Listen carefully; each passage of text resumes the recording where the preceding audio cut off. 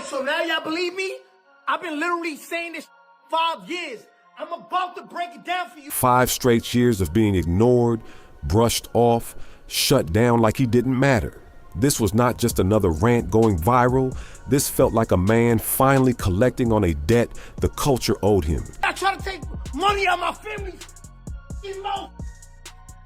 Money out of my family's mouth. And it turned personal real fast. And right in the middle of all that anger, Gucci Mane. So now y'all believe me? I've been literally saying this 5 years. I'm about to break it down for you. Wait, what? 6ix9ine claiming he found something buried deep, something that flipped the whole story upside down. Exhibit A! That detail changed everything. The song that lit the internet on fire dropped, and by April 10th, 2026, the entire timeline was in chaos. Live stream clips everywhere. 8 of the 9 were arrested yesterday in Dallas, Memphis, and Nashville. These individuals who are charged and arrested include Lontrell Williams Jr., also known as Pooh Shiesty. Reactions flooding every platform, and at the center of it all was a man who had been told for years to sit down, now standing up in front of the whole rap game and saying just 4 words. Now y'all believe me. For half a decade, Tekashi 6ix9ine carried a label the culture stamped on him and refused to erase. Do you hear your stupid ass? Yo, I'm gonna put your hand on your commissary. The man who cooperated, the man who testified, the man who sat in that federal courtroom and named names while eyes locked on him from across the room.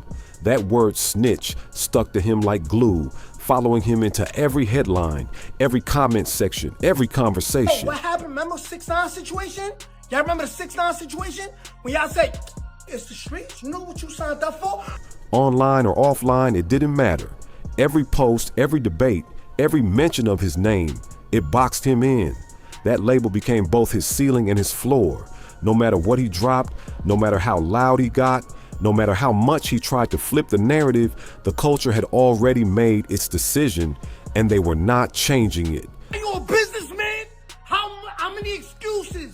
How many times? No, it's different. But then came April 10th, 2026. Gucci Mane, a name built over 20 years, a figure tied to a strong public image of silence and loyalty, dropped a track called Crash Dummy, and the internet spun out instantly.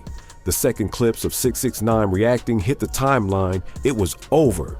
The reaction was explosive, loud, unavoidable. I try to take money out of my family's mouth. Money out of my family's mouth. Those clips spread like wildfire across TikTok, Instagram Reels, YouTube reactions, and Facebook within hours. April 10th into the 11th turned into a full-blown debate zone, with the hip-hop world arguing nonstop about street codes, snitching, and who actually gets judged and who gets a pass. 6 seconds. That's all it took. The justice system does not frown. When I mean the justice system, I mean the Department of Justice, which is United States America versus whatever your last name is, right? 6 seconds became the most replayed sound of the week. But before diving into everything 6ix9ine said, before breaking down every claim he threw out there, you gotta rewind the story. Because to understand this moment, you need to understand Crash Dummy, why it even exists, and what really went down on January 10th, 2026. That set all this in motion. Gucci Mane isn't just another rapper. He's one of the key builders of trap music. Gucci Mane, whether he's telling or his cameraman is telling, right? You know what the feds do? The man behind 1017 Records, a label that helped shape careers, build legacies, and launch some of the biggest Southern hip-hop artists of the last 15 years. Calling him an institution isn't hype, it's just facts. Then that old clip resurfaces, played back on 6ix9ine stream like courtroom evidence. Gucci Mane, in his own words, clear as day, saying what he stands on. And it didn't stop there. He said it straight up. Yeah, I ain't gonna tell nobody, not any police. I don't believe in him. No confusion, no room for interpretation. That statement sat right there on camera. Let me read this shit for you. This is God. All who rage against you will surely be ashamed and disgraced. Gucci Mane made it clear for years. No cooperation, no talking, no exceptions. That was the code he claimed loudly and publicly. That was the image. And then 6ix9ine hits it with a sharp 5-word response that cut straight through everything. Because what changed between that clip and April 2026 was massive. A studio situation in Dallas, a federal indictment naming 9 people, and a diss track that the internet quickly started calling one of the clearest examples of hypocrisy the culture has seen in a long time. When I did my video with Gucci Mane, I went to Atlanta and I met Gucci Mane for the first time, and we did our song, we did the video. So go back to January 10th, 2026. A meeting gets set up at a studio in Dallas, Texas. Supposed to be business, nothing unusual. Gucci Mane meets with one of his 1017 artists, Pooh Shiesty, born Trell Williams Jr. Shiesty had already done time on a federal gun case, came home, and jumped right back into music like nothing slowed him down. I'm an off-duty officer, and I'm a retired police officer. That's what he said, I'm a retired police officer. Dropping tracks, staying active, building momentum, the kind of comeback people respect. But behind the scenes, things weren't smooth.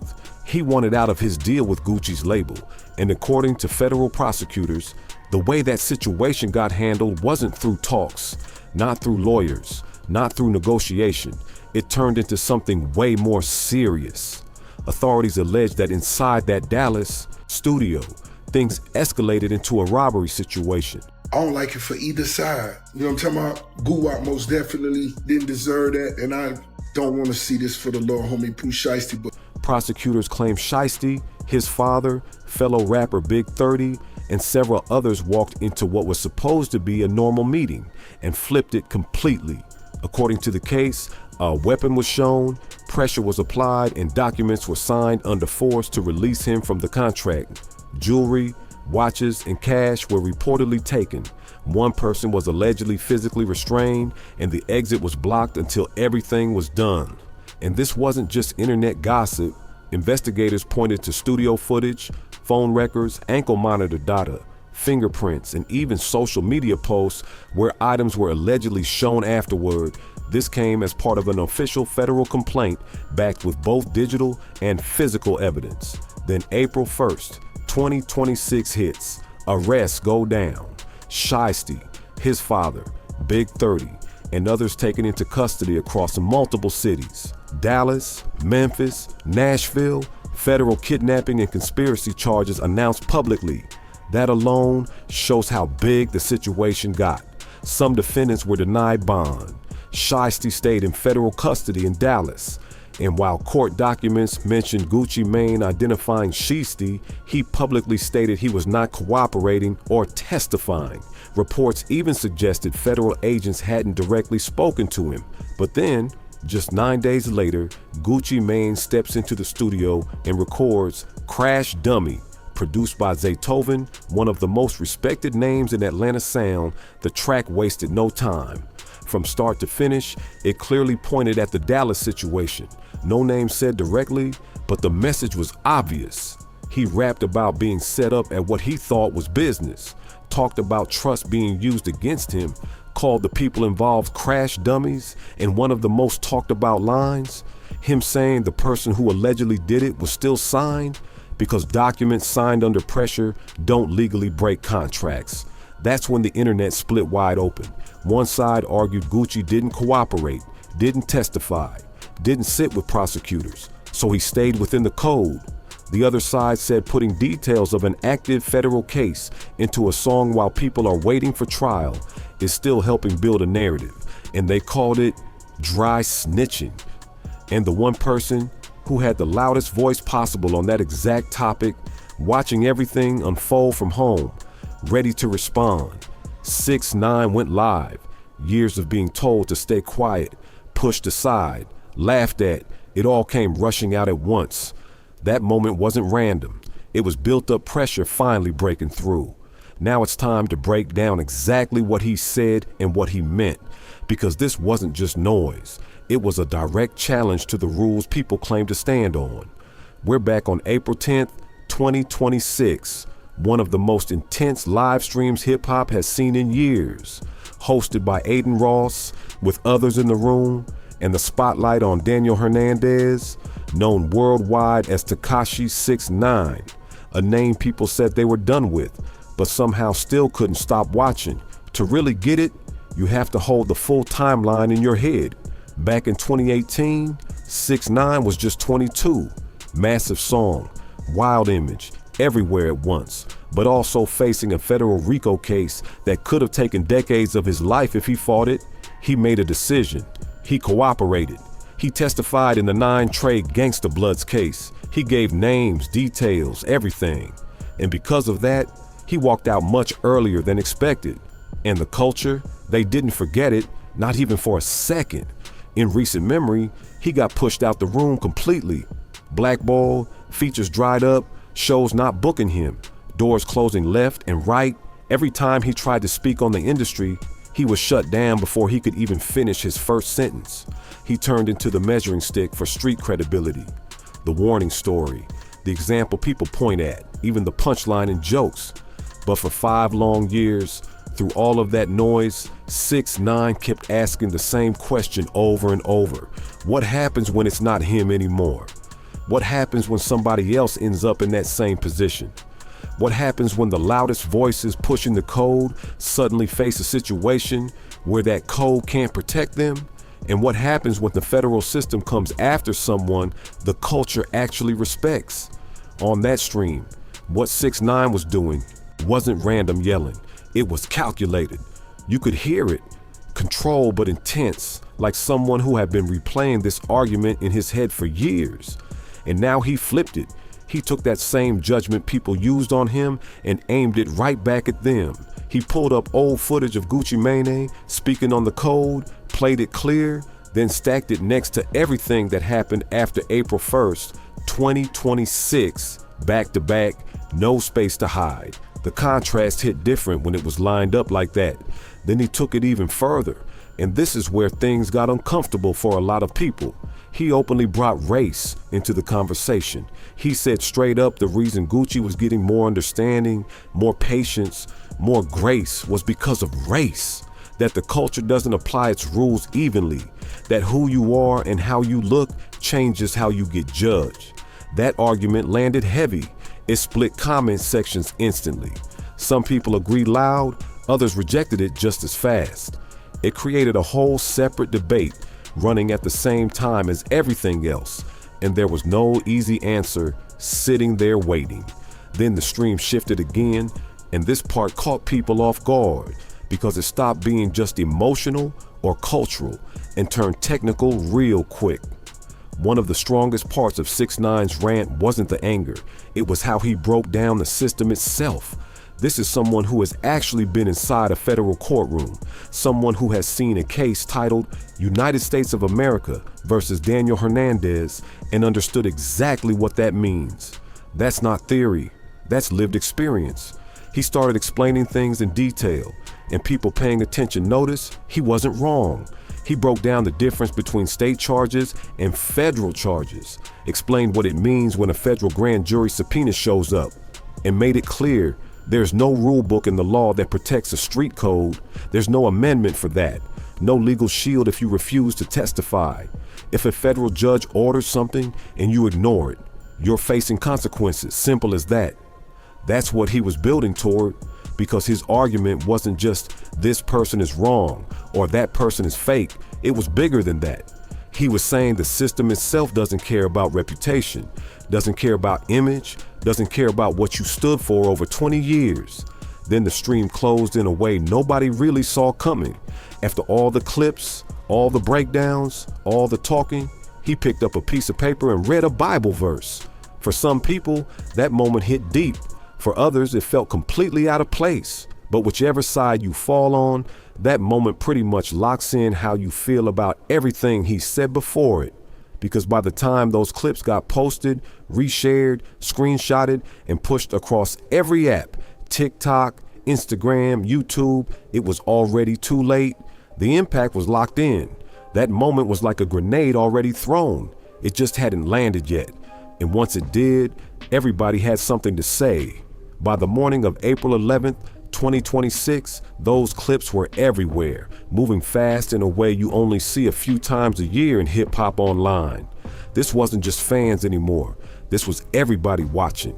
People who don't even follow rap were seeing it pop up on their feeds. The algorithm pushed it heavy. Every platform, every corner, no escape. And underneath all that noise was one big question nobody could answer cleanly. And when there's no clear answer, everybody jumps in with their own take at the same time. One of the first voices to cut through all that noise, Freddie Gibbs. He hit Instagram stories quick after Crash Dummy dropped and delivered a reaction that people instantly grabbed onto. Short, sharp, and straight to the point. He joked that the whole situation had to be AI generated because to him, the idea that Gucci Mane, of all people, would drop a track describing a federal situation over a Zaytoven beat just sounded too wild to be real. Then his next post, even simpler, even sharper, and it spread everywhere as a meme almost instantly. Before the day even ended, people were already saying it loud. A man just snitched on a Zaytoven beat. That line alone took over timelines. And what made it even crazier, Freddie Gibbs and 6ix9ine, two people who almost never agree, were suddenly on the same side of this one. Point. That alone became its own headline inside the bigger story. Then DJ Academic stepped in, coming from a different angle, but somehow landing in a similar place. Except his take, way more direct, way more aggressive. Academics jumped on stream and said the culture actually owes 6ix9ine an apology. Not a small one either, a real public apology. His reasoning was simple, but hit hard. Back in 2018, when 6ix9ine cooperated, the culture shut the door on him instantly. No discussion, no nuance, no second looks. The backlash was fast and complete, but now fast forward to 2026, Gucci Mane drops a track talking about details tied to an active federal kidnapping case involving his own artist. And instead of instant backlash, the culture pauses. Now it's debates, different opinions, careful breakdowns, people saying it depends. Academics pointed straight at that difference. He even brought up documented footage showing that 6ix9ine himself had been kidnapped and robbed before he ever cooperated, a fact that never really got full attention when people labeled him. His argument, the way standards are applied doesn't stay consistent, and trying to defend that gap logically gets real shaky. That's when things got heated. Academic went back and forth with Wack 100, who pushed back hard with a different perspective. Wack's stance was that Gucci Mane's situation isn't the same at all. According to him, everything tied to that studio incident was already documented before any song dropped. There was footage, phone data, tracking info. The government already had material to work with. So in his view, Gucci didn't give prosecutors anything new. He didn't sit down, didn't testify, didn't walk into an office and hand over statements.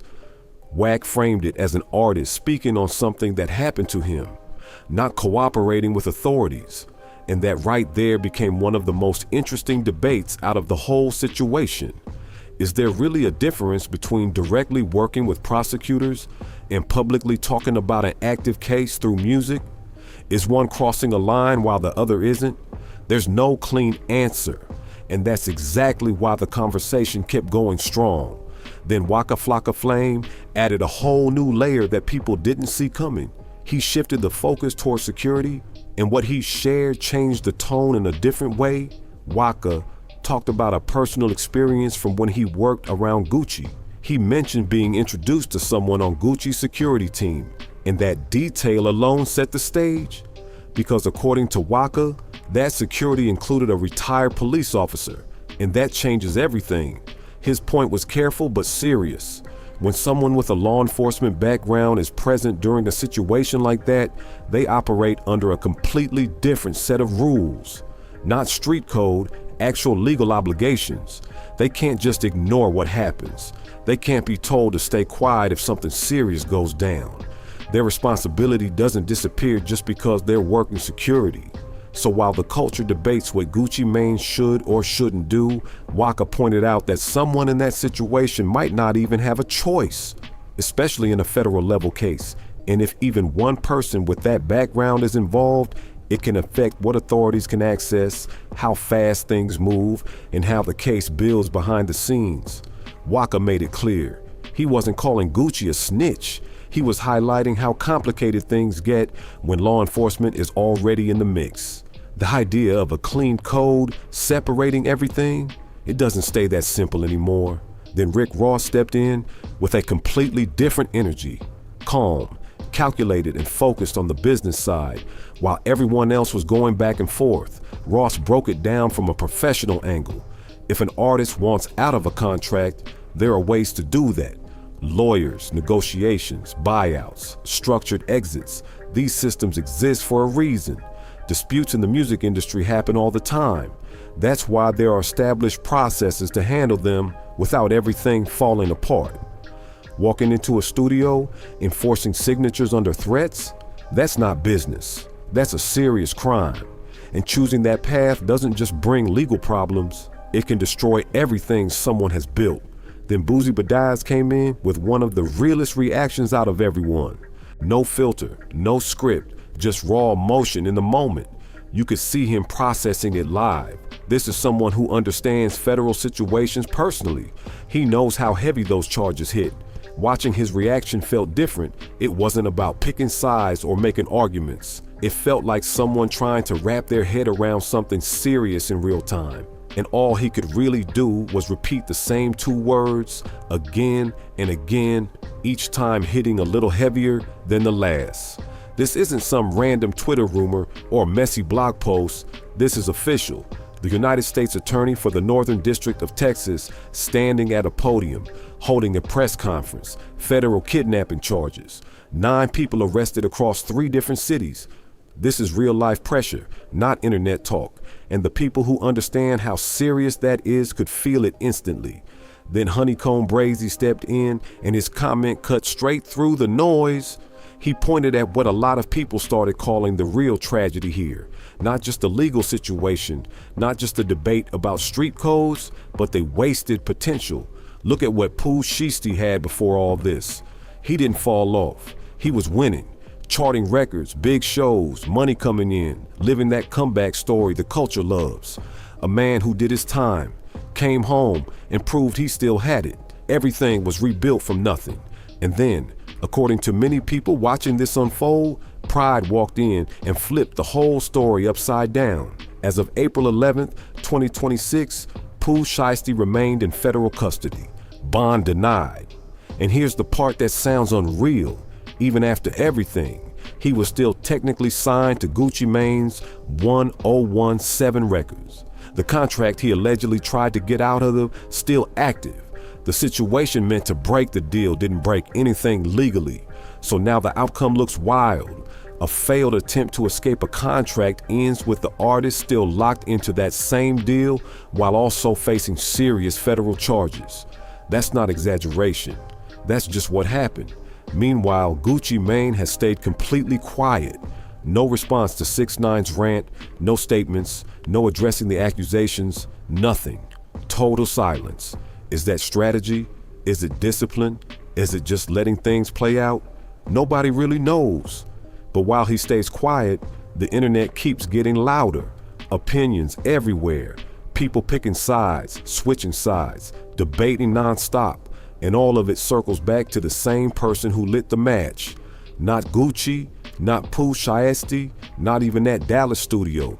It goes back to 6ix9ine, a man who's been outside the circle for 5 years, watching everything, pointing at the system, saying the rules aren't what people claim they are. According to him, the code isn't some solid rule book. It's a performance, something people follow when it's convenient and bend when it's not.